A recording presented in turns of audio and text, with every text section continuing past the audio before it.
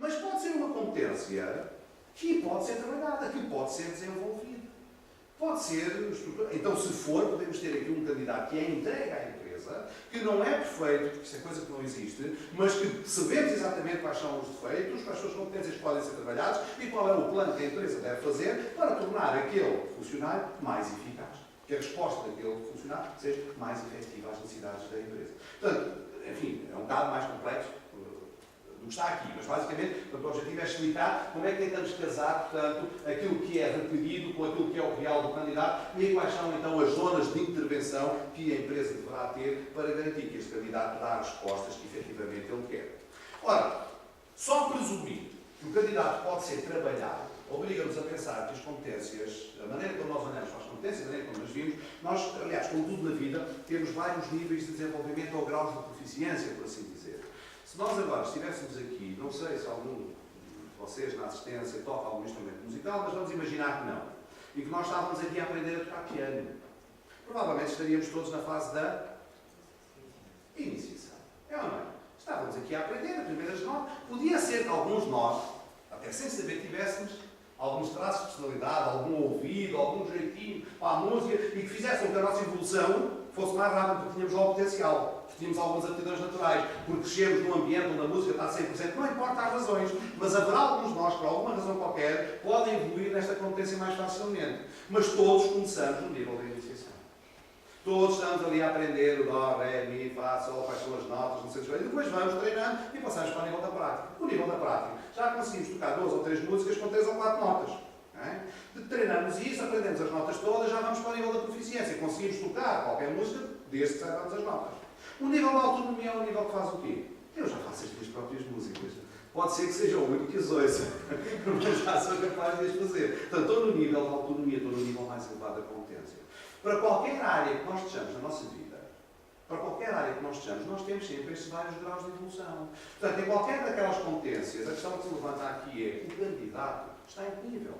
Na competência, a orientação para o resultado. Está no nível de iniciação, da prática, da proficiência ou da autonomia. E na orientação para clientes. E no estabelecimento de relações interpessoais. E na persuasão e negociação, em que nível é que ele está? Como é que nós fazemos isto? Estas competências que estão aqui têm 360 comportamentos.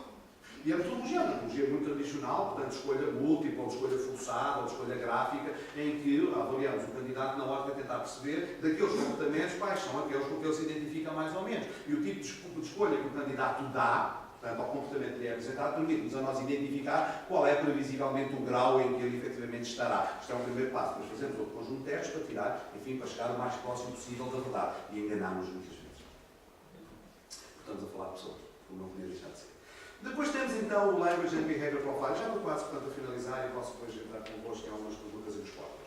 O Language and Behavior Profile, portanto, está centrado naquilo que eu estava a dizer há bocadinho. Se nós repararmos bem, apesar de sermos todas pessoas diferentes, percebemos o mundo que nos rodeia através dos nossos sentidos. É ou não é? Portanto, tudo aquilo que vem até nós é através daquilo que nós vemos, ouvimos, cheiramos, sentimos. Portanto, é através dos nossos 5 sentidos. Não há outra forma.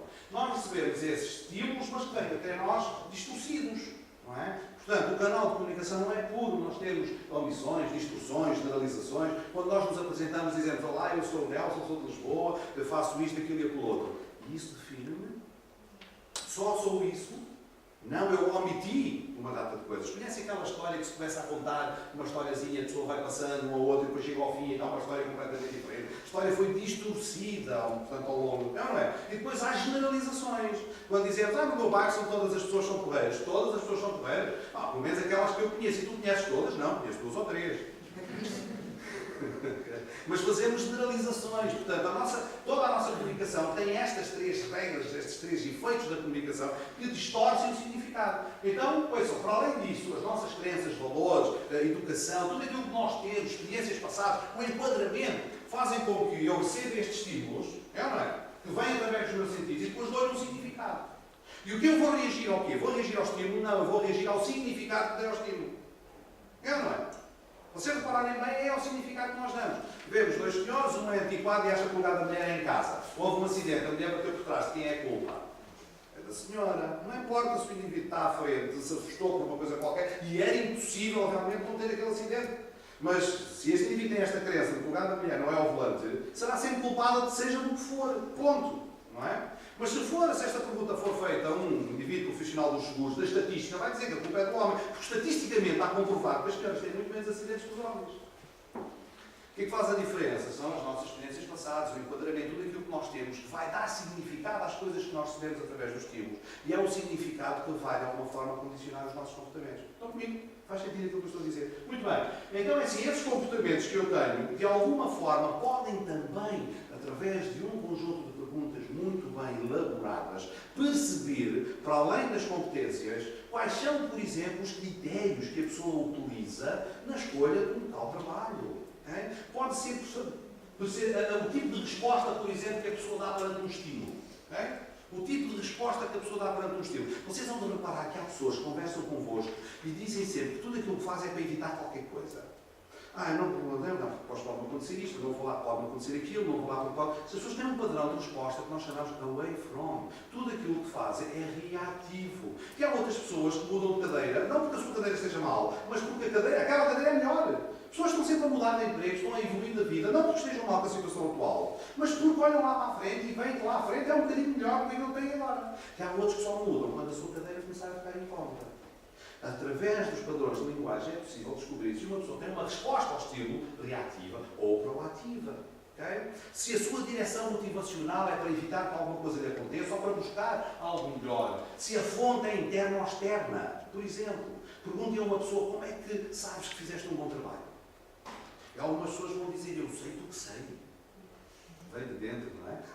E há outros que dizem, como é que sabe? Porque me dizem, porque me disseram, não é? Porque mostraram. Então a fonte é externa. Eu conhecendo muito bem a chefia desta pessoa, se esta chefia for uma pessoa que regularmente não dê estímulos e não dê feedback, eu se estiver a pôr uma pessoa a trabalhar nesta empresa que precise de reconhecimento externo, eu tenho um problema. Porque o chefe não dá feedback. Não é? E esta pessoa, para saber se fez um bom trabalho ou não, precisa de feedback. Estão a ver pequenas coisas que fazem diferença. Se eu souber isto, eu posso dizer, não, este indivíduo, além das competências, tem que ter um tipo de resposta, tem que ter um tipo de fonte motivacional, neste caso, que é interna. Eu sei que fiz um bom trabalho, porque sei que fiz um bom trabalho. Ninguém precisa me dizer. E então eu sei que não vou ter conflitos entre as chefia e funcionário. Coisas simples como estas é possível perceber antes de endossar um candidato a uma empresa, procurando sempre fazer o melhor serviço. E mesmo assim enganamos. Não é? E depois as opções, os procedimentos, a razão pela qual fazemos. Há pessoas que escolhem, fazem as suas escolhas por semelhança ou por diferença, por exemplo. Há pessoas que olham para tudo à sua volta e é tudo diferente. Perguntamos às vezes aos vendedores e eles dizem não há dois clientes iguais, não há duas vendas iguais, não existem duas situações iguais. Não é? E há outros tipos, os meus clientes são todos iguais, querem todos mais ou menos a mesma coisa, dizem todos mais ou menos a mesma coisa, querem todos desconto, querem todos isto. Estão a perceber? No comportamento das pessoas, através da linguagem, a maneira como as pessoas falam, é possível detectar como é que as pessoas processam a informação e como é que são os seus relacionamentos no dia a dia. Bom, com isto de alguma forma eu termino e já passei um pouco do meu tempo, eu fico sempre para o fim porque se eu me alongar já há menos pessoas na sala, portanto já não maço tanta gente, mas estou disponível para responder a todas as questões que eventualmente possam ter suscitado, portanto, dúvidas nesta minha breve, portanto, apresentação. Mais uma vez vos agradeço o facto de terem vindo e de estarem aqui connosco. Muito obrigado.